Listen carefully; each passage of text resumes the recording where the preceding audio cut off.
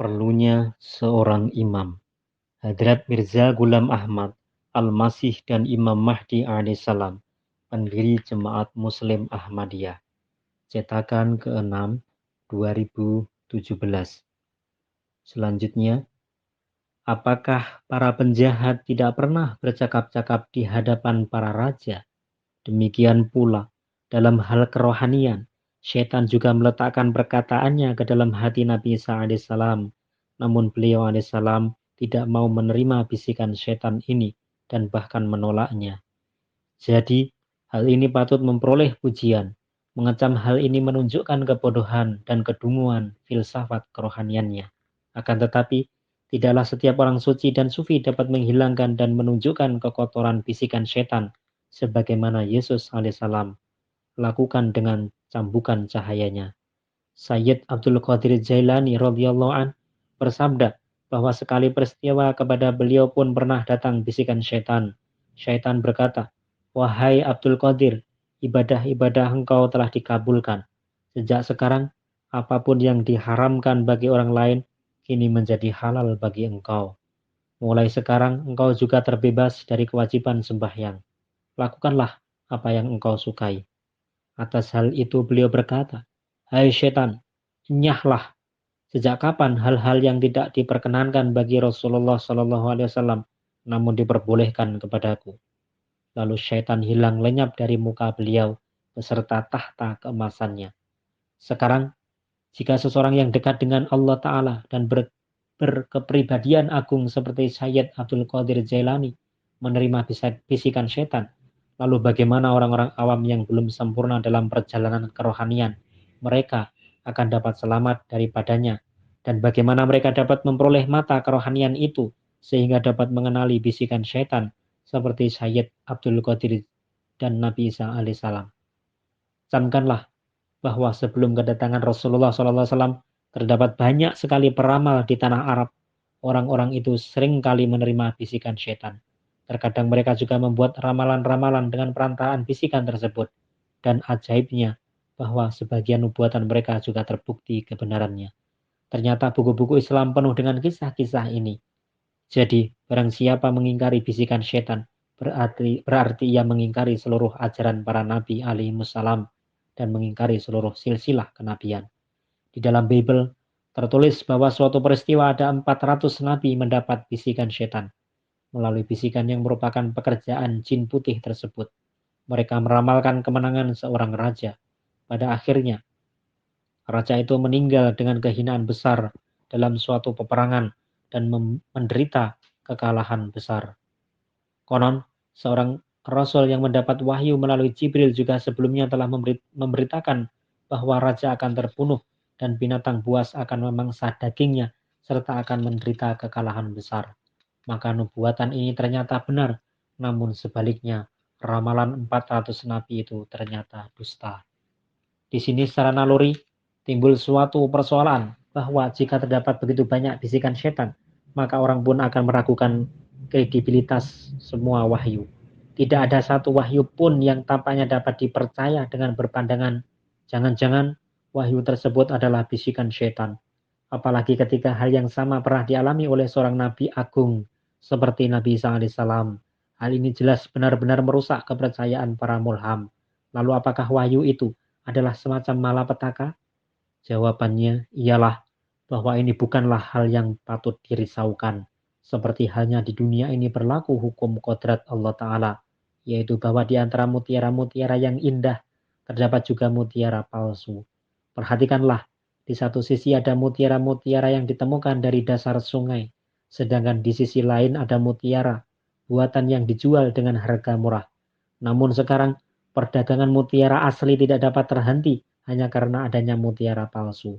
Bagi pakar perhiasan yang Allah Ta'ala telah anugerahkan kepadanya penglihatan tajam, dapat mengenali mutiara yang asli dan yang palsu hanya dengan sekilas pandang. Jadi, pakar perhiasan mutiara wahyu adalah seorang imam zaman. Dengan bergaul dengan wujud ini, seseorang akan dapat membedakan antara yang asli dan yang palsu.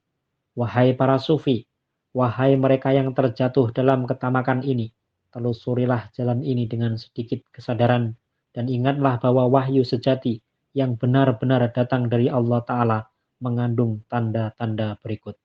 Yang pertama, wahyu sejati turun ketika hati manusia meleleh karena api penderitaan dan kemudian mengalir laksana air jernih menuju Allah Ta'ala. Hadis pun mengisyaratkan ke arah ini bahwa Al-Quran turun dalam keadaan penuh kesedihan. Oleh karena itu, hendaklah kalian pun menilawatkannya dengan rasa haru. Kedua, wahyu sejati mengandung suatu khasiat kenikmatan dan kebahagiaan. Ia juga menganugerahkan keyakinan tanpa suatu sebab dan menembus ke dalam hati seperti paku baja. Kalimatnya fasih serta bersih dari kesalahan. Ketiga, wahyu sejati mengandung suatu keagungan dan keluhuran di dalamnya. Ia menyentuh hati dengan keras dan turun dengan keperkasaan dan suara yang penuh wibawa. Sebaliknya, wahyu palsu terdengar sayup-sayup seperti suara pencuri. Seorang yang dikebiri dan wanita karena setan adalah pencuri, seorang yang dikebiri dan wanita.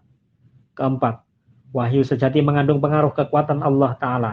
Adalah penting bahwa di dalamnya juga mengandung nubuatan-nubuatan yang akan tergenapi. Kelima, wahyu sejati senantiasa menjadikan seseorang semakin soleh dari hari ke hari. Ia juga membersihkan kotoran-kotoran yang ada dalam batinnya serta meningkatkan kondisi akhlaknya. Keenam, seluruh kemampuan batin manusia menjadi saksi atas wahyu sejati. Suatu sinar baru lagi suci menimpa setiap kemampuan itu.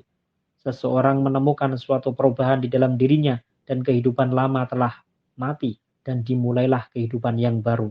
Ia menjadi sarana kasih sayang bagi umat manusia pada umumnya. Ketujuh, wahyu sejati tidak berakhir hanya dengan sekali suara saja, karena suara Allah Ta'ala terus berkelanjutan.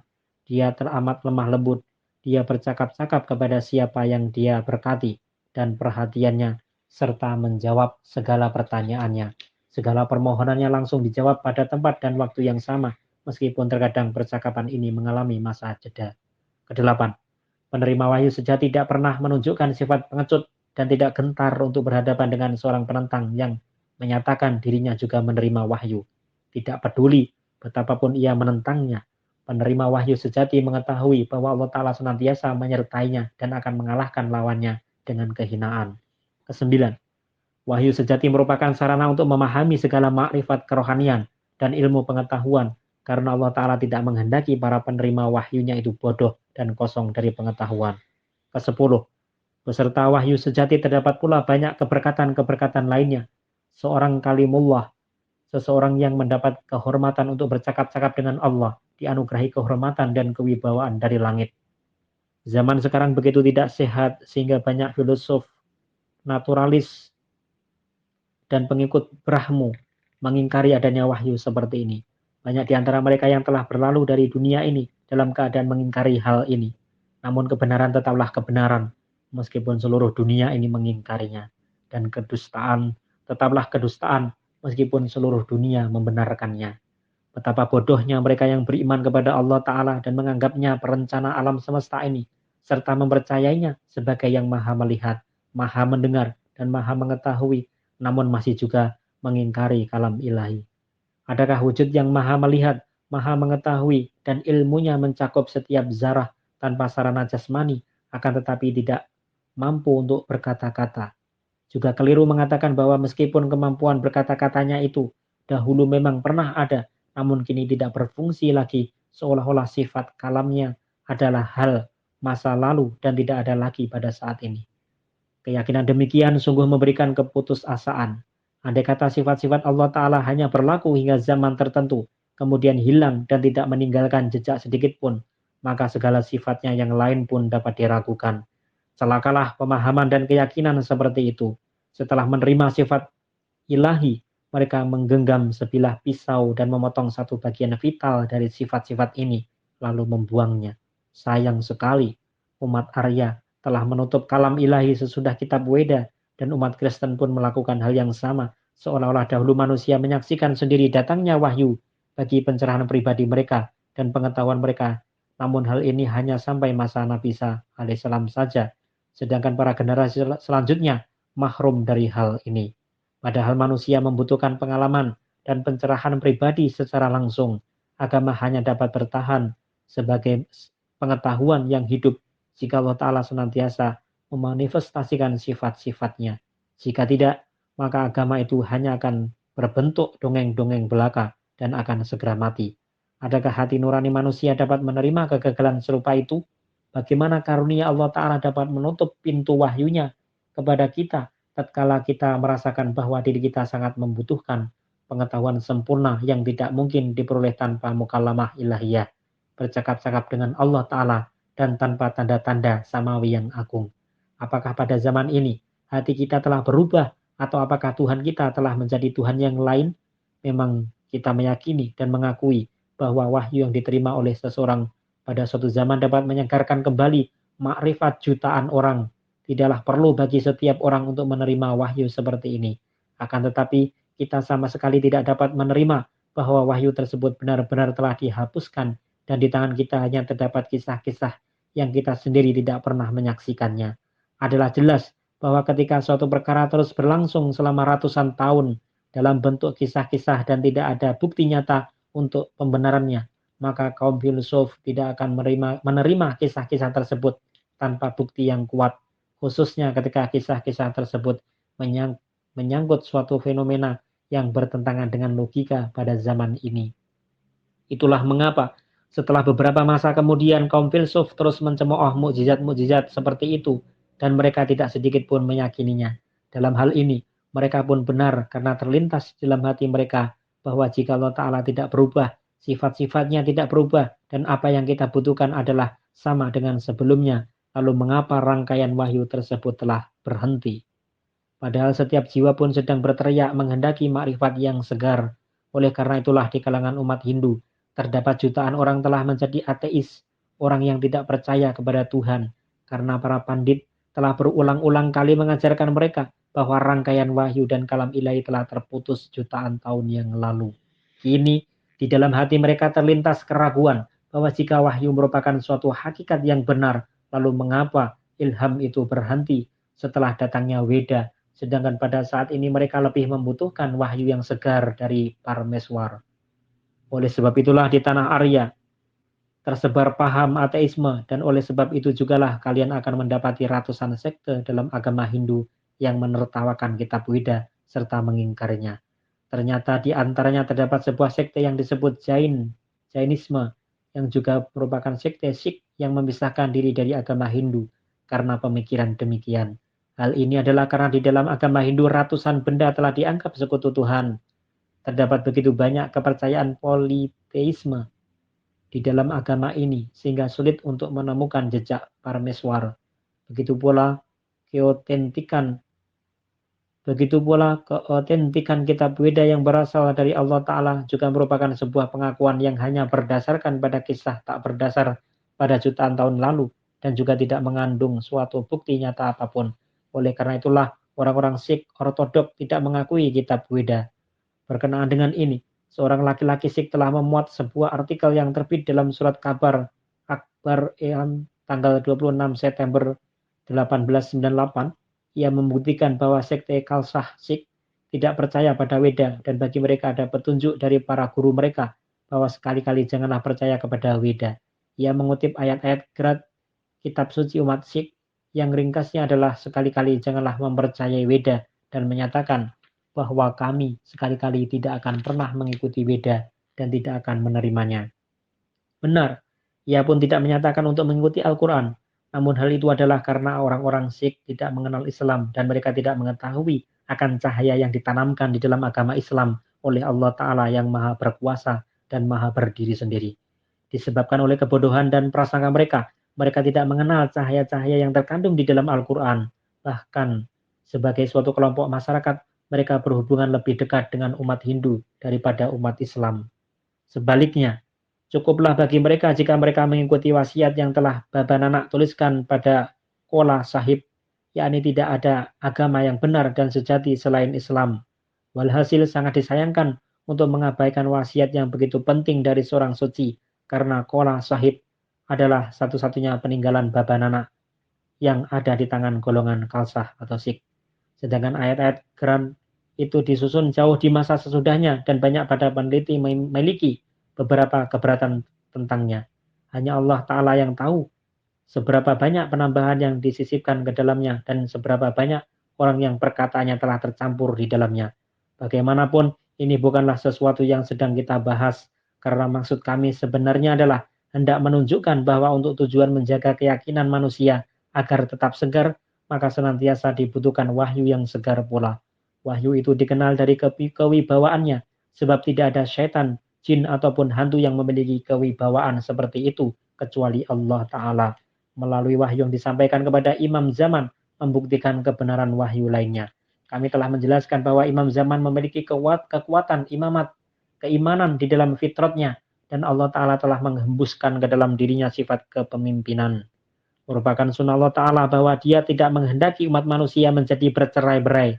Bahkan seperti halnya dia menghimpun banyak planet di dalam tata surya, serta menganugerahkan kedaulatan kepada matahari di dalam tata surya tersebut. Maka demikian pula dia telah menganugerahkan kepada orang-orang mukmin pada umumnya cahaya menurut kadar martabat masing-masing, dan menetapkan seorang imam zaman sebagai matahari mereka. Sunnah ilahi ini dapat dijumpai pada ciptaannya sedemikian rupa, sehingga bahkan di kalangan lebah madu pun terdapat tatanan ini. Mereka juga memiliki seekor imam yang disebut Ya'sub. Di dalam kerajaan duniawi, Allah Ta'ala menghendaki pula agar di tengah-tengah suatu kaum hendaknya ada seorang pemimpin atau raja. Semoga laknatnya turun kepada mereka yang menyukai perpecahan dan tidak mau mentaati seorang amir atau pemimpin, meskipun Allah Ta'ala memerintahkan atiullaha wa atiur rasulah wa ulil amri minkum, yakni yang dimaksud dengan ulil amr secara jasmani adalah raja, dan secara ruhani adalah imam zaman. Secara jasmani, seseorang yang tidak menentang tujuan serta maksud kita dan memberikan manfaat bagi keimanan kita, maka ia adalah dari antara kita. Oleh karena itu, nasihatku kepada jemaatku ialah, hendaklah mereka menganggap pemerintahan Inggris ini sebagai ulil amr mereka, dan dengan senang hati mentaatinya, karena mereka tidak mencampuri urusan agama Islam. Bahkan kita merasakan ketentraman dengan keberadaannya. Dan kita akan menjadi khianat jika tidak mengakui bahwa pemerintah Inggris telah menolong agama kita dengan suatu cara yang tidak diperoleh dari raja-raja lain di tanah India sekalipun. Bahkan sebagian dari raja-raja Islam telah meninggalkan provinsi Punjab karena sifat pengecut mereka. Akibatnya, agama kita mengalami begitu banyak musibah di tangan para penguasa asing, sehingga kita kesulitan untuk mendirikan sholat berjamaah di masjid-masjid dan untuk mengumandangkan azan dengan suara keras. Islam telah mati di Punjab. Lalu datanglah pemerintahan Inggris dan mereka juga mengembalikan nasib baik kita. Mereka memberi dukungan kepada agama Islam serta memberikan kebebasan penuh kepada kita dalam menunaikan kewajiban-kewajiban agama, dan masjid-masjid kita dikembalikan pada fungsinya. Kemudian setelah sekian lama, akhirnya syiar Islam mulai kembali diperlihatkan secara terbuka di Punjab. Tidaklah kebajikan itu patut diingat, bahkan kenyataannya ialah karena kelalaian mereka. Beberapa raja Islam yang kehilangan semangat melemparkan kita ke tempat yang dikuasai raja bukan Islam. Namun pemerintahan Inggris meraih tangan kita dan mengeluarkan kita dari kondisi tersebut. Jadi mengadakan komplotan rahasia untuk melakukan pemberontakan terhadap pemerintahan Inggris berarti melupakan nikmat-nikmat Allah Ta'ala. Seraya kembali kepada pokok pembicaraan semula, aku hendak mengatakan bahwa sebagaimana Al-Quran menekankan agar di dalam peradaban jasmani hendaknya kita mengikuti seorang pemimpin, maka begitu pula yang ditekankan dalam peradaban ruhani. Terhadap kondisi ini, Allah Ta'ala telah mengajarkan kita sebuah doa, ihdinas siratal mustaqim, siratal ladzina an'amta alaihim. Bimbinglah kami pada jalan lurus, jalan orang-orang yang engkau beri nikmat. Surah Al-Fatihah ayat 6 dan 7. Oleh karena itu, renungkanlah bahwa memang tiada seorang mukmin pun, bahkan tiada seorang manusia pun, dan tidak pula seekor hewan pun yang kosong dari nikmat Allah Ta'ala. Namun kita tidak dapat mengatakan bahwa Allah Ta'ala memerintahkan kita untuk mengikuti mereka semua. Oleh sebab itu, ayat di atas mengandung makna, semoga kiranya kita diberikan taufik agar dapat mengikuti jalan mereka yang telah dihujani nikmat rohani yang sempurna dan lengkap. Jadi di dalam ayat itu mengisyaratkan agar kita bersama seorang imam zaman. Ingatlah bahwa di dalam kata imam zaman meliputi semua wujud nabi, rasul, muhaddas, dan mujadid.